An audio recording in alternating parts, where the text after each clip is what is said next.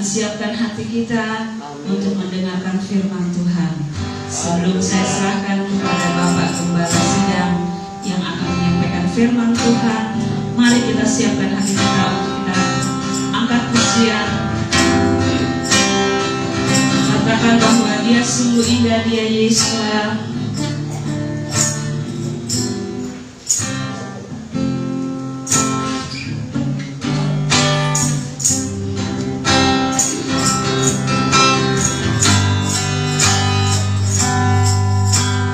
Dia sungguh indah, Dia Yesus. Amin. Dia ajaib, Dia mulia, Dia agung. Dia cinta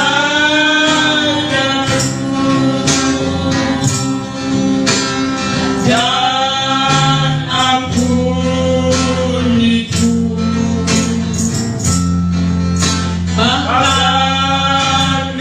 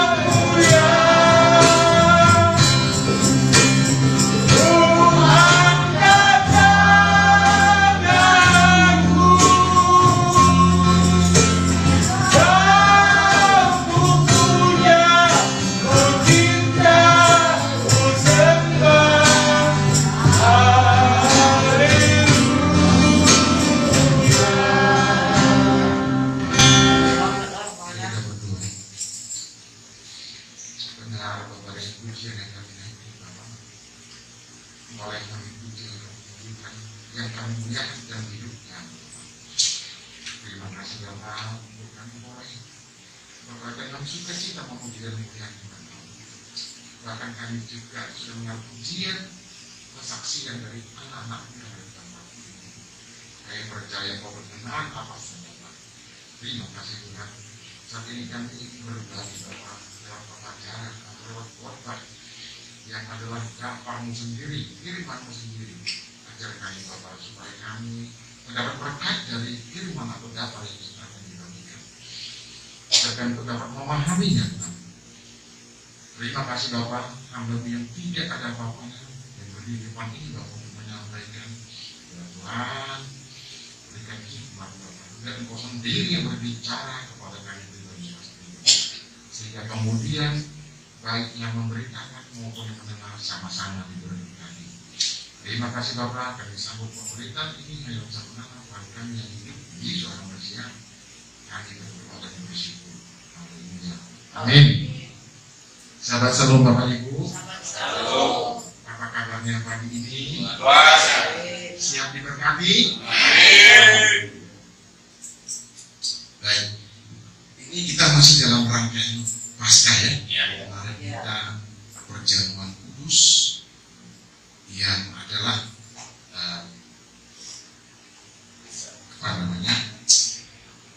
suatu cara dari Tuhan agar kita selamat ya. Bapak Yahweh mengirimkan anaknya yang tunggal Tuhan kita Yesus Masihi, kemudian kita pada akhirnya selamat. Nah, dalam rangkaian itu kita sekarang mau mendengarkan apa sih janji Tuhan dalam kehidupan kita. Ternyata janji Tuhan itu banyak Bapak Ibu Saudara, banyak. Boleh kita baca di dalam kitab suci banyak sekali tulisan-tulisan juga tentang janji Tuhan banyak sekali. Nah, saya ingin kita belajar bersama ya dengan apa yang disebut perjanjian garam ya di slide di monitor di screen kita ada perjanjian garam. Tuhan tidak ingkar janji. Jadi perjanjian garam, Tuhan tidak ingkar janji. Apa sih perjanjian garam kan gitu?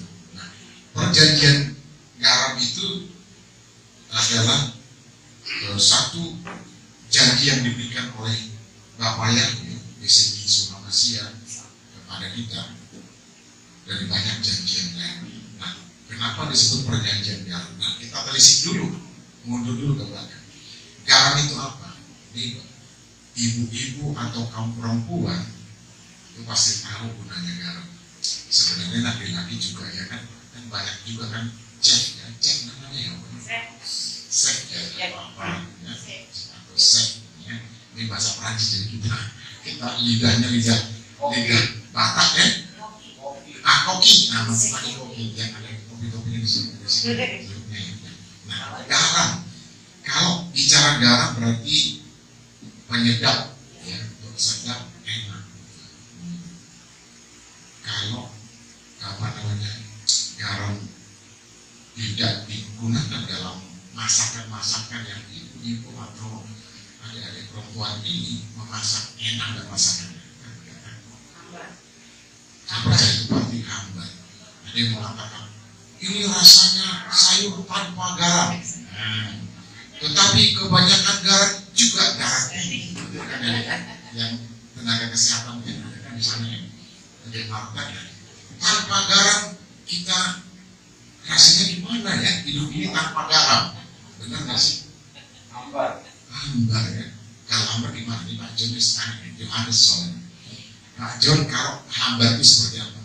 Hambar tanpa garam. Definisinya, konsepnya Pak John tentang garam hambar itu kurang serat. Kalau rasanya, jadi kalau dirasa beda.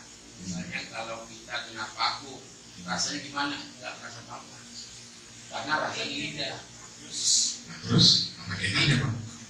Iya, biasa. Yang rasa garam. Ada pasti.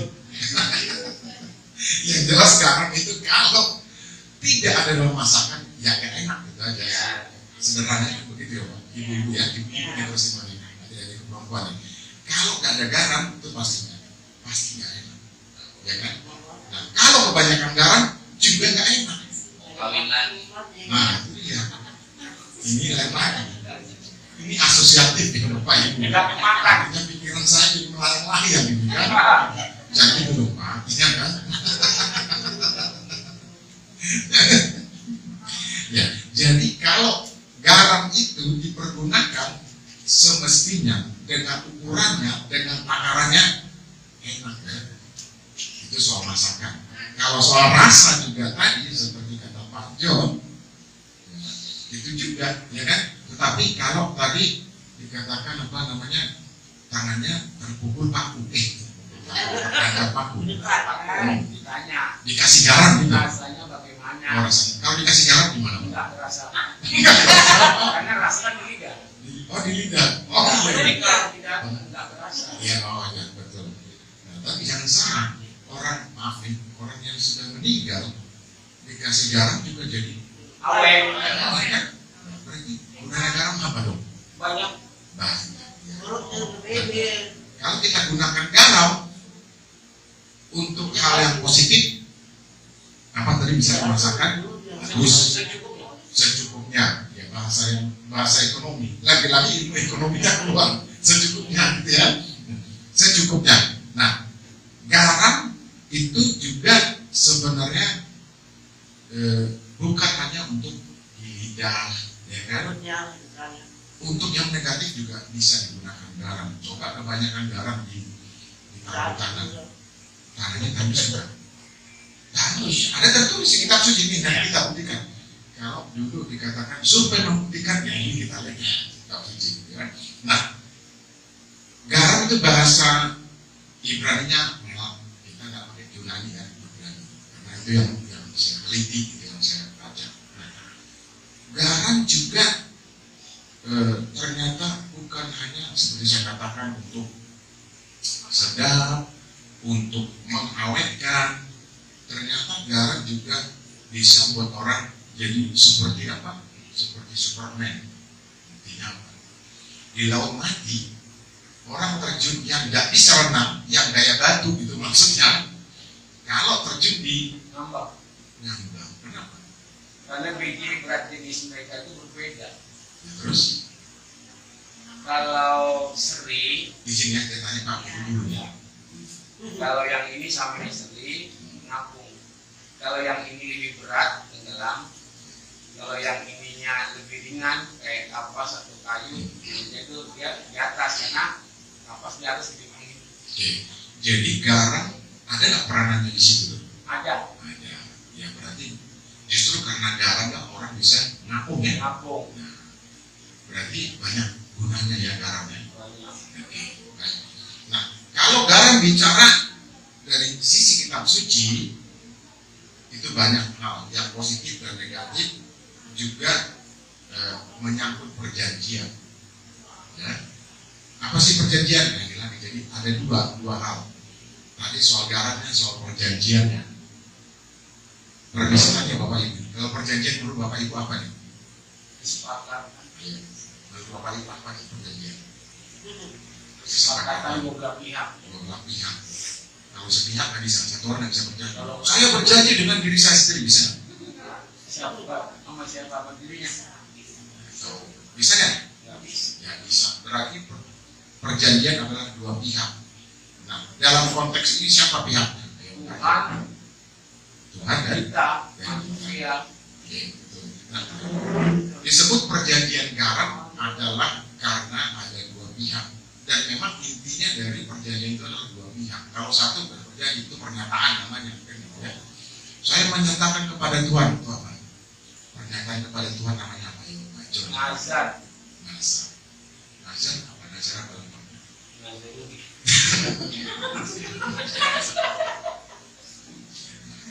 Nazar adalah janji kita kepada Tuhan. Janji kita. Loh tapi bukan dua pihak loh Pak. Berarti iya. Pernyataan kita.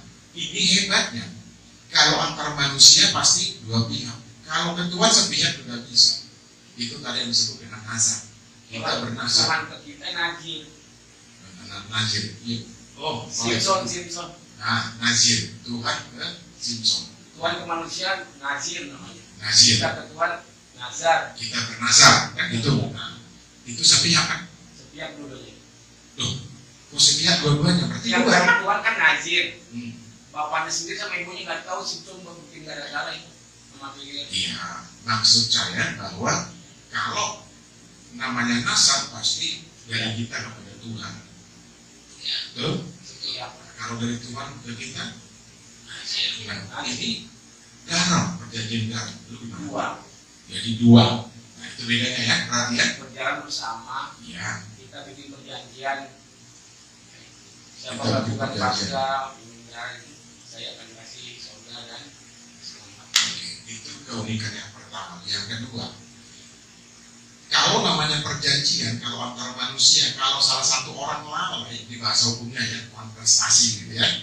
Gak apa-apa ya, kita belajar di hukum juga dikit-dikit ya. Prestasi itu artinya ada hukumnya, ada sanksinya, ada dendanya, risiko yang harus kita terima.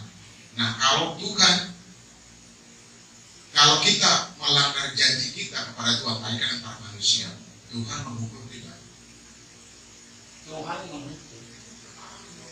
sesuai dengan apa namanya, Bobotnya. sebanding dengan perbuatan pelanggaran kita tidak.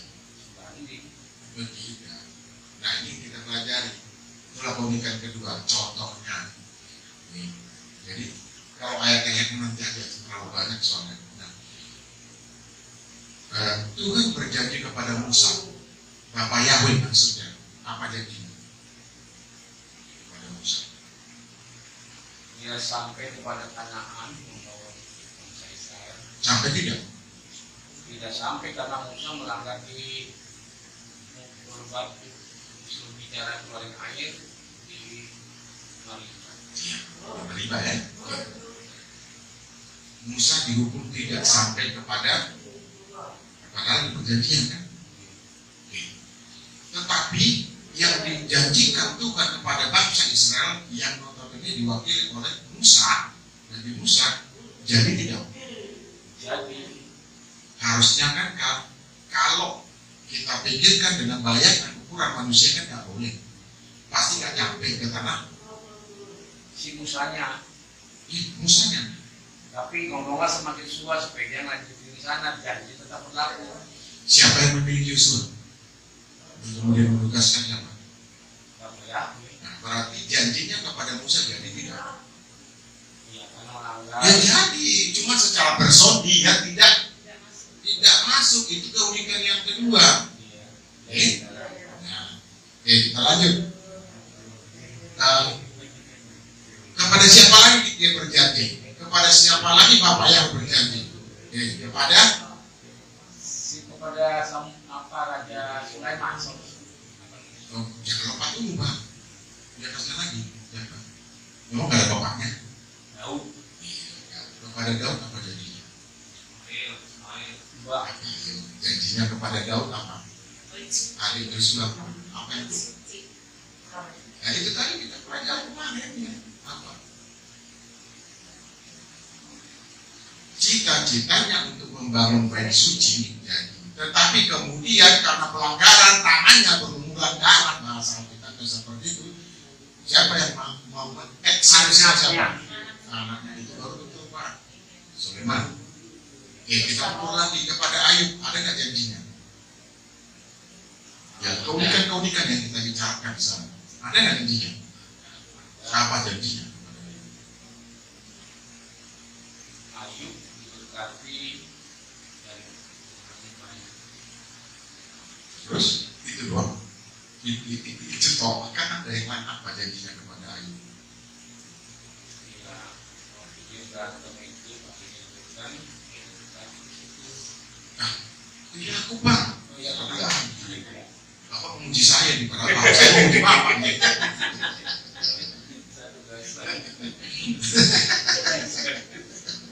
Jadi dia akan memberkati, ya kan? Akan memberkati jika setia. Terbukti tidak? Terbukti kan? Tetapi, nah dalam kerangka mewujudkan janjinya ini juga termasuk keunikan perjanjian garam itu ada. Apa itu? Dia harus terlebih dahulu kehilangan anaknya, hartanya, apalagi yang hilang, hilang. Nah, tapi itu hilang. ya hilang dong, berarti sama aja kan? Hilang itu nggak ada bentuk, Pak. Oh, tinggalin lagi.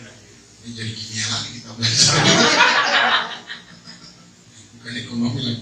Jadi istrinya hilang. Oke, saya ikutin di pola pikirnya Pak John ini ya, Pak Johannes. Ngabur. Istrinya pergi, kan begitu sih? Meninggalkan, diganti tidak? Diganti.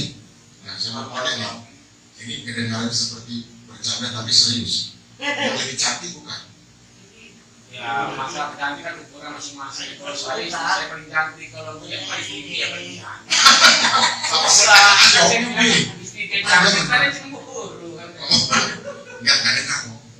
Cantik Pak. Inang itu nggak dengar ya. Cantik.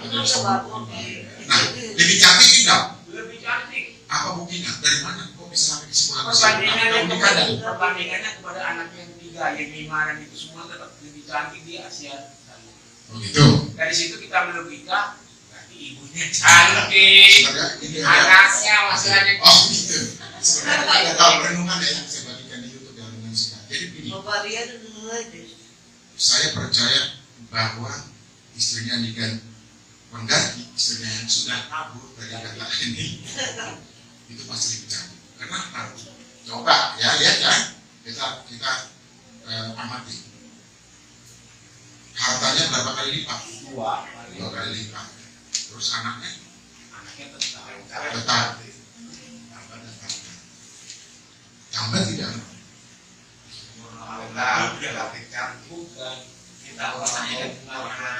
Lebih cantik tidak dari yang? Lebih cantik kalau begitu. Kalau anaknya cantik, masa ibunya jelek kan gitu? Kan tadi belum lebih cantik kan? Nah, lebih cantik kan berarti lebih cantik. Nanti Pak John sih langsung pikirannya istri saya paling cantik. Ada hubungannya. Namanya siapa? Namanya siapa coba? Mima. Iya, terus anaknya? Iya, namanya. Iya. Anaknya cantik tidak? Cantik. Pergi Kalau sekarang. nama istrinya ganteng saya. Nggak tertulis, Pak. Saya bahas nggak tertulis. Kalau ditulis semua berapa tebal ini kitab suci. Nah, pertanyaannya, kalau anaknya cantik, ibunya cantik tidak? Pasti kan? Operasi ya. Sekarang itu macam sekarang yang oplas ya maksudnya ya. Ya sama nggak oplas itu maksudnya. Bisa yang jelas seperti apa? Artis-artis Korea ya dia.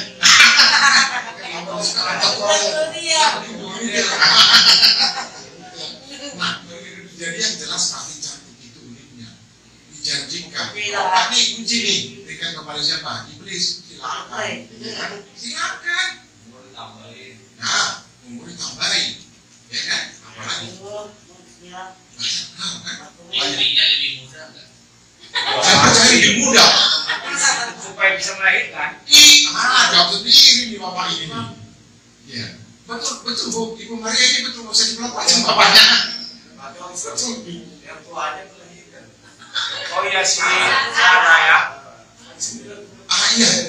Yang itu Pak Yakub, Pak Yakub mengingatkan. Sebenarnya masih mundur lagi ke sana. Yang muda yang melahirkan. Umum Pak, itu kan satu. Jadi 100% yang 1%, yang 99% umumnya kita sedang bicarakan. Cari yang muda Pak. Oke, kita mundur ya. Pak Yakub ya, mundur ya. Jadi ke Abraham sebelum menjadi Abraham. Ketika Sarah dijanjikan kepada Abraham dijanjikan akan memperoleh anak yang namanya Ishak. Umurnya berapa? Waktu dijanjikan 75. 90 Bapak, 90. Kalau menurut ilmu kesehatan lagi-lagi nih, bisa nggak melahirkan ya? Mantap, bisa nggak? Bisa nggak? Kalau 90 masih bisa nggak?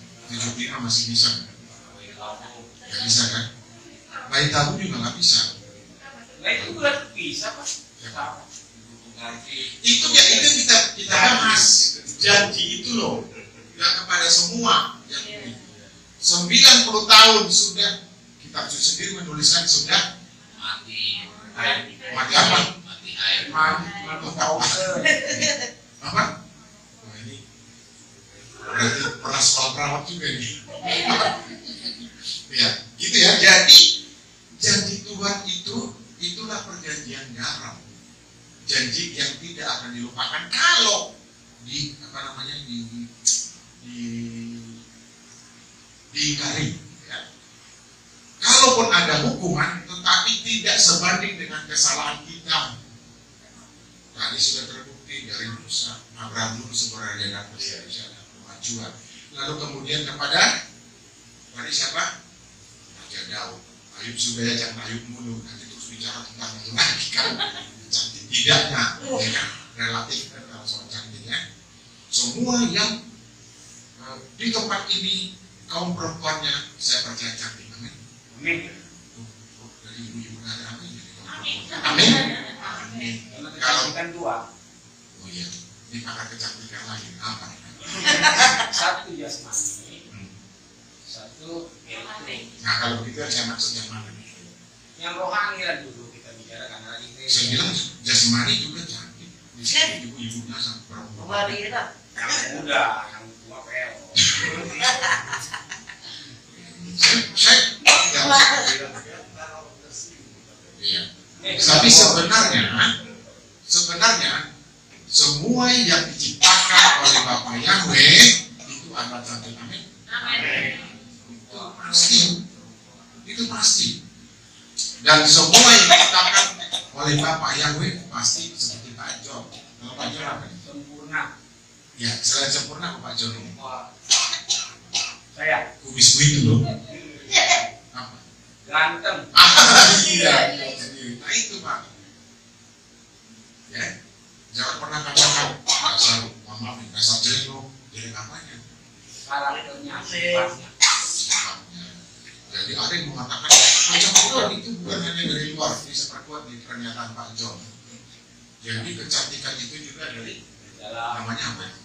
batinnya, Iya. karakternya, Ya terus, perilaku pekertinya, ya, pokoknya inner beauty ya.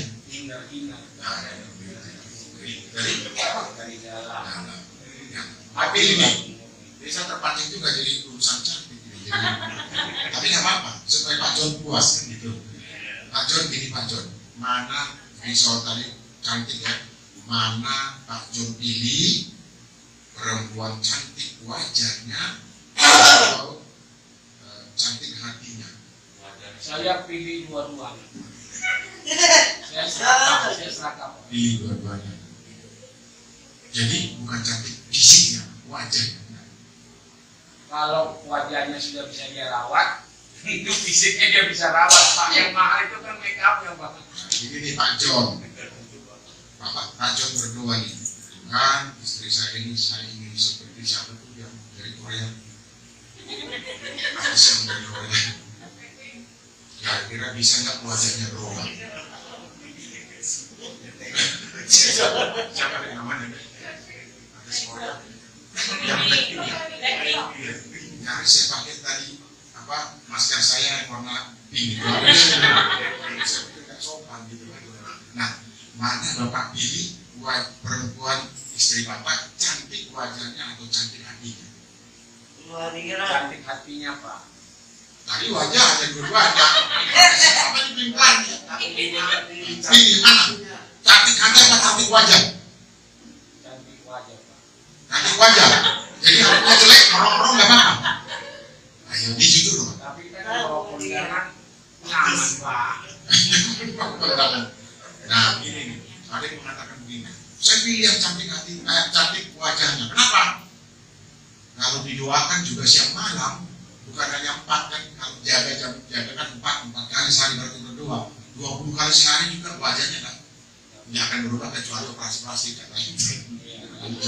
Nah, kalau cantik hatinya? Cantik hatinya juga bisa berubah Pak. Bisa berubah? Karena iman itu ada. Kalau degradasi apalagi kita nggak ngasih uang nih, ibu-ibu itu benar-benar Jadi nggak cantik hatinya. tapi gimana juga? Jangan-jangan hanya Pak John nih jangan. Kita berdua dijauhkan Tuhan hal seperti itu kan. Ibu-ibu di sini baik-baik. Amin. Tidak semua Jadi ibu-ibu. nggak usah Namanya tidak semua laki-laki. nggak usah tanya bu. Jadi suaminya nyanyi. Iya. Gitu ya. Nah, jadi sebenarnya lebih bagus cantik hati. Itu tadi kata teman saya itu nggak relevan lagi karena ada operasi plastik. Iya kan? Kalau cantik hatinya, jelek hatinya, coba deh. Coba dibayangkan. Bisa pak, hati bisa di. Berapa doakan juga 4 kali sehari gitu. Bukan dong, pendeta. Dibawa ke pendeta, ini bergaul, karakternya mirip seperti pendeta. Supaya istrinya bertobat gitu. Tidak seperti istri Ayub gitu ya. Nah, berarti. Nah, lagi-lagi Pak John yang benar. Berarti cantik wajahnya, cantik juga. Harus buat Pak John ya. Memang, ya itulah. Nah, kembali lagi ke kalau kita bicara cantik atau tidak, memang lebih bagus kita pada saat ini cari hati. Ya kan? Misalnya nih kita misalnya nggak kerja nih, mohon maaf ya, misalnya istri bapak bantu kan untuk biaya hidup kan, bisa kan? Berarti lebih bagus cari apa? Hati. Jadi operasi plastik tadi nggak perlu ya. Nah kalau banyak orangnya bisa kan operasi plastik? Bisa. Oh bisa. Jadi tetap aja sebenarnya posisinya cantik, hati. Bukan cantik wajah. Coba ada yang kita lihat ada artis terkenal gitu kan, kawin menikah. Nah kawin kita sepakat kemarin. Ya, bagus. Ini murid yang baik ya. Jadi ingat ya apa kata-kata guru gitu ya. Jadi memang kawin ya. Nah, ternyata kemudian kata berita ini dia wajahnya tidak secantik seperti sekarang. Kenapa? Operasi plastik. Tetapi kemudian diimbangi dengan hati yang cantik, akhirnya seperti yang dipertahankan oleh Pak John. Ya kalau jadi skripsi lulus nih, saya kasih 99. Kayak Pak John ya. Nah, jadi di Timur Tengah itu sebenarnya yang namanya perjanjian garam atau garam itu sendiri adalah perjanjian antara dua pihak. Ya, tujuannya apa? Supaya masing-masing mengingat apa yang dilakukan dan apa yang tidak boleh dilakukan. Berarti kurang lebih sama dengan perjanjian kita sekarang. Memang iya, karena hukum kita kan dari sana datangnya. Bukan kita yang melarikan di sini, dari sana datangnya. Ditiru oleh Barat gitu ya, dari Barat baru kita belajar dalam hal ini ya, kalau kita di Indonesia. Nah, perjanjian itu melambangkan juga apa? Kesetiaan, loyalitas. Lebih jauh lagi apa? Kebersamaan. Kita tidak bisa berjanji kepada orang tetapi dengan niat supaya tidak kita lakukan. Itu dosa menurut kita. Menurut yang di Timur Tengah, masyarakat Timur Tengah. Jadi semua perjanjian harus dengan niat. Nanti kita balikan. Kalau begitu Tuhan niat nggak berjanji kepada kita. Niat. Kenapa buktinya? Harus bukti nih. Survei membuktikan. Ya. Apa buktinya? Dia memenuhi segala kebutuhan kita. Amin. Depannya apa? Nah, yang utama kenapa Tuhan berjanji kepada kita dan tetap setia kepada janjinya meskipun manusia melanggar. Memang ada sanksi, tetapi sanksinya tidak sebanding dengan pelanggaran kita. Dia memberikan Roh Kudusnya supaya kita tidak sendirian. Ya, berikan Roh Kudusnya. Supaya kita naik ke surga, Roh Kudus tidak sendirian. Ya, benar juga. Tidak kesepian. Nah, tetapi yang paling utama apa? Kenapa Tuhan harus menepati janjinya? Karena apa? Yang paling utama kalau Bapak baca di perjanjian itu, di kitab perjanjian awal. Kenapa? Kenapa Tuhan? Supaya nyatalah bahwa Dia itu adil. Memang adil. Karena apa yang dikatakannya dilakukannya.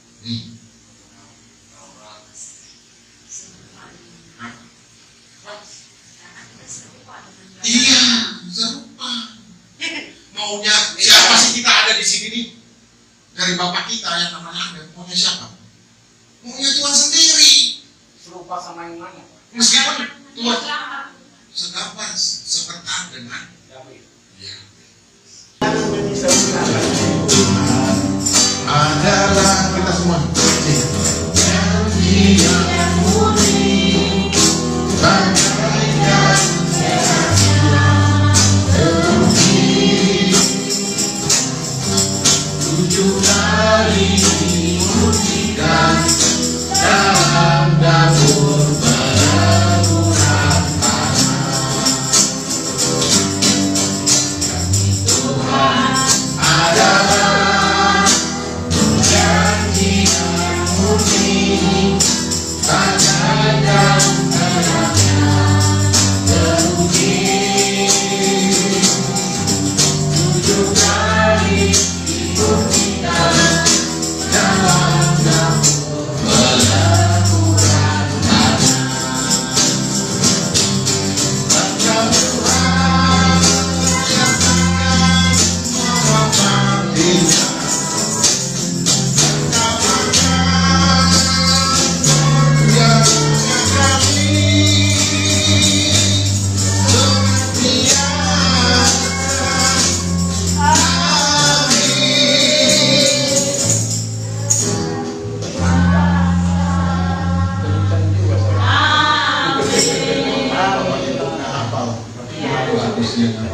yang akan menghormatinya. Itulah janji Tuhan.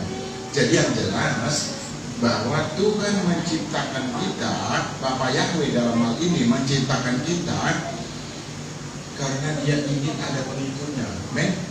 Dia ingin ada pemujinya. Tuhan tidak bisa memuji diri sendiri, tidak bisa bernyanyi untuk diri sendiri, yang bisa kita.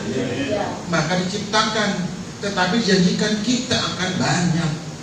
Cuma di dalam perjalanannya ke belakang kita yang melanggar. Ya, dimulai dari siapa? Provokatornya. Perempuan juga kan? Perempuan juga provokatornya kan? Ikut-ikut. Akhirnya suami ikut, laki-laki ikut.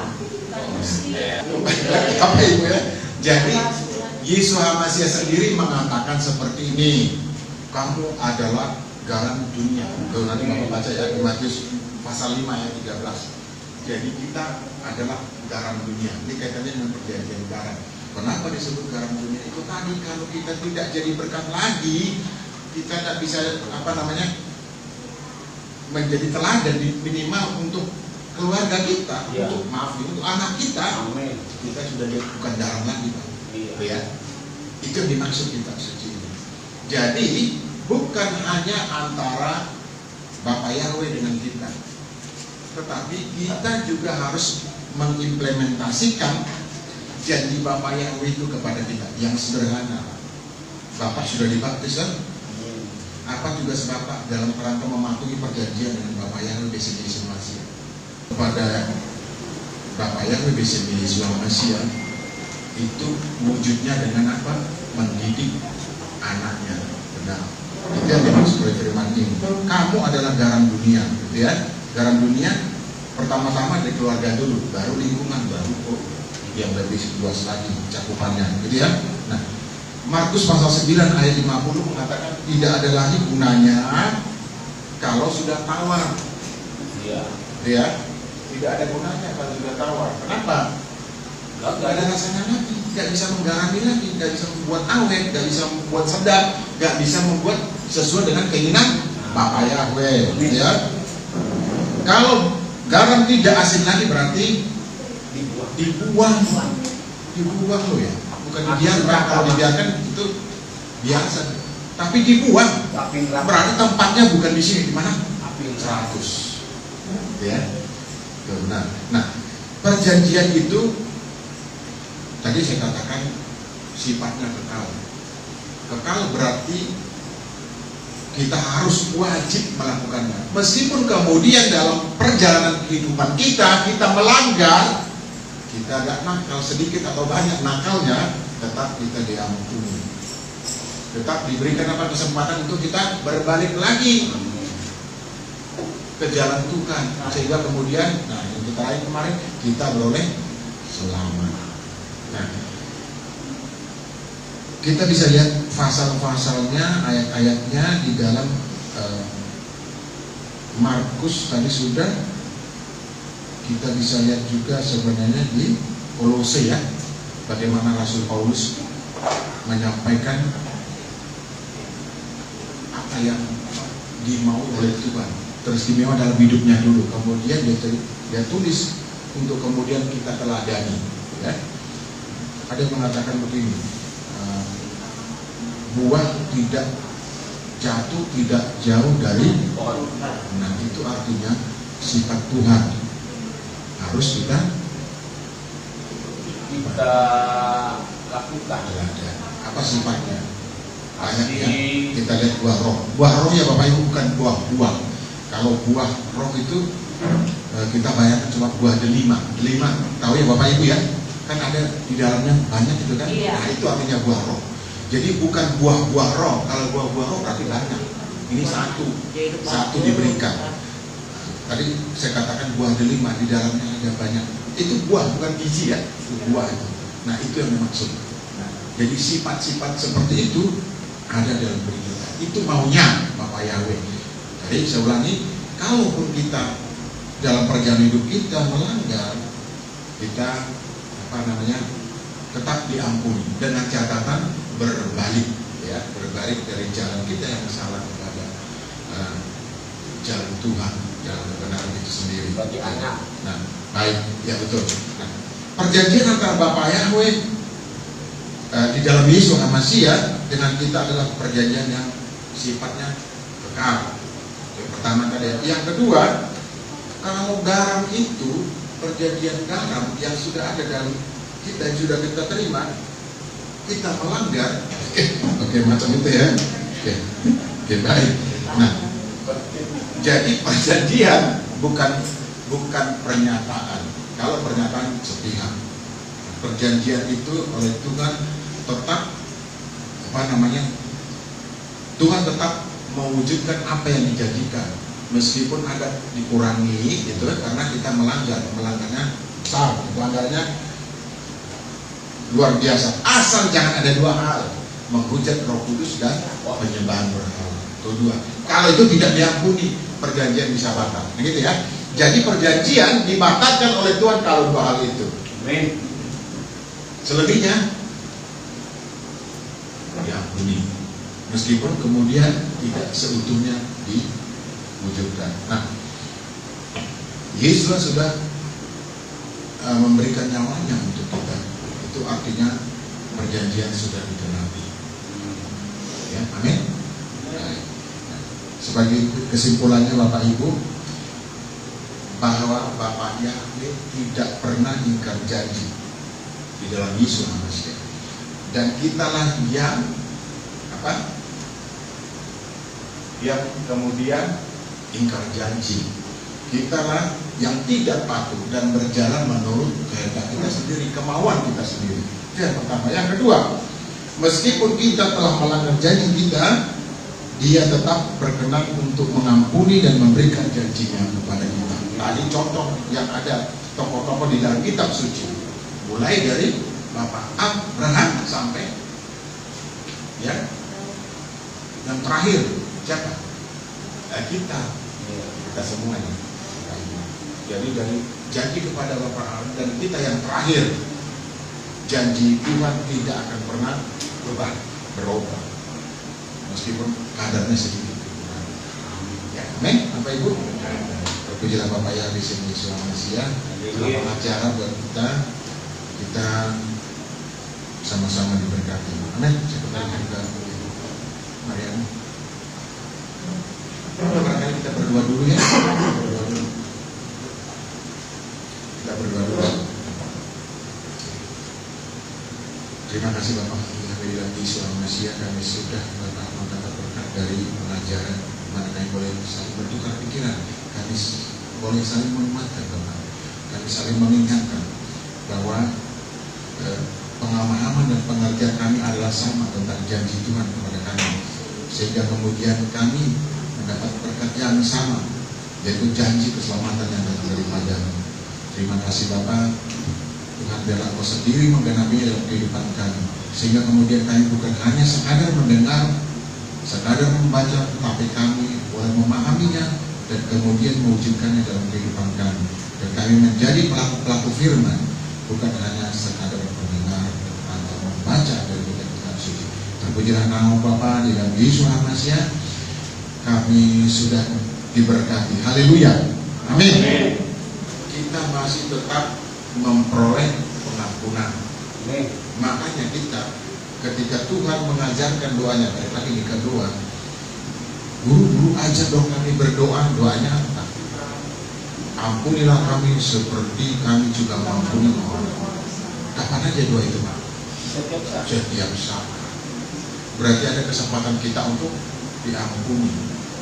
Lalu boleh dong Pak kalau kita sengaja gitu kan? Karena ada kan sengaja kan? Sengaja nakal dikit gitu Pak John. Seperti mari kita berdoa untuk mengakhiri ibadah raya sahabat kita pada pagi siang hari ini.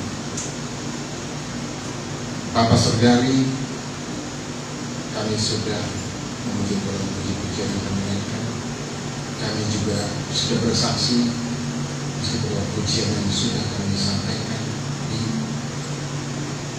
kesempatan saat ini Bapak. Kami juga sudah mendengarkan dakwaan-Mu atau firman-Mu yang menguatkan kami.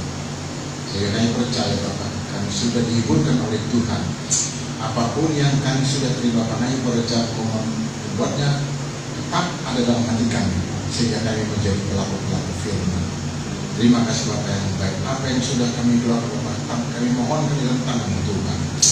Dan kami juga berdoa, berkati Bapak bangsa dan negara kami Bapak. Berkati para pemimpin kami, baik presiden kami, wakil presiden, para menteri, dan para pemimpin yang lainnya. Tuhan berikan kepada beliau-beliau masing-masing kesehatan yang sempurna. Berikan hikmat dan marifat juga, dan kebijakan Bapak, sehingga kemudian kebijakan Bapak memungkinkan kami untuk kami boleh beribadah secara leluasa di negara kami tercinta Indonesia. Terima kasih Tuhan. Kami juga berdoa untuk para anggota TNI, Polri, dan juga petugas keamanan lainnya. Bapak, Tuhan Kau berikan kepada mereka hikmat dalam bertugas, berikan sukacita dalam bertugas Bapak, sehingga kemudian apa yang menjadi tugas mereka berjalan dengan baik. Tuhan, Engkau balaskan kebaikan dan pengabdian mereka di bidang keamanan, dari ancaman dari luar maupun di dalam negeri sendiri. Terima kasih Bapak. Kami juga tidak lupa berdoa untuk para tenaga kesehatan yang mendharma baktikan dirinya terlebih di masa-masa pandemi ini Bapak. Berkati para dokter gigi, para perawat, para bidan, dan nama-nama profesi lainnya di bidang kesehatan yang mendharma baktikan diri mereka untuk menolong orang banyak. Tuhan, berikan hikmat, berikan sukacita untuk bertugas Bapak. Tanyakan penularan penyakit dari mereka juga. Bapak balaskan yang terbaik buat keluarga mereka. Kami serahkan di dalam tangan Tuhan. Bapak yang baik, tetangga kami, kiri kanan muka dalam tempat ibadah kami Bapak. Tuhan berikan kepada kami untuk boleh saling menghargai dalam gaya hidup bertetangga di tempat ibadah kami Bapak. Kami serahkan di dalam tangan Tuhan. Tuhan, demikian pula pemilik gedung ini di mana kami boleh menggunakannya untuk beribadah. Tuhan berkati kesehatannya, keluarganya, pekerjaannya, Tuhan berkati juga. Terima kasih Bapak. Demikian pula dengan gereja di mana kami boleh sama-sama menikmati tempat ini untuk mengadakan kebaktian ibadah Bapak. Tuhan berkati juga pelayanan mereka. Kami serahkan di dalam tangan Tuhan. Terima kasih Bapak. Paulus yang sudah menabrak Apolos yang sudah menyiram, dan Yesus masih sendiri menumbuhkan bagi kami apa yang sudah kami dengar. Terima kasih Bapak yang baik. Kami Kami sudah berdoa di dalam nama Yesus Mesias. Bapak, dengarlah doa kami juga, doa berkat ini sebagaimana kami mengharapkan daripada. Mari Bapak Ibu saudara kasih angkat kita lewat kepala kita menerima doa berkat.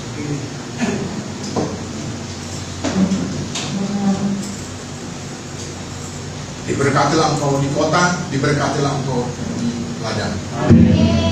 Diberkatilah buah kandunganmu, diberkatilah hasil bumimu, hasil ternakmu, yakni kandungan lembu sapimu, kandungan dari kambing dombamu. Diberkatilah bakulmu dan adonanmu. Diberkatilah engkau pada waktu engkau masuk, dan diberkatilah engkau pada waktu engkau keluar. Adonai Yahweh memberkati engkau dan melindungi engkau. Adonai Yahweh menyertai engkau dengan wajahnya dan memberi engkau kasih karunia. Adonai Yahweh menghadapkan wajahnya kepadamu dan memberi engkau damai sejahtera. Anugerah yang besar dari Bapa Yahweh, kasih karunia yang sempurna daripada Tuhan kita Yesus Mesias, dan penghiburan yang sejati daripada Roh Kudus menyertai kita sekalian, sekarang, besok kekal sampai Maranatha. Tuhan Yesus datang kali kedua di awan-awan permai menjemput kita para saleh-salehnya. Di dalam nama Yesus Mesias, mari kita semua yang mengimaninya katakan bersama-sama. Amin. Bapak terima kasih.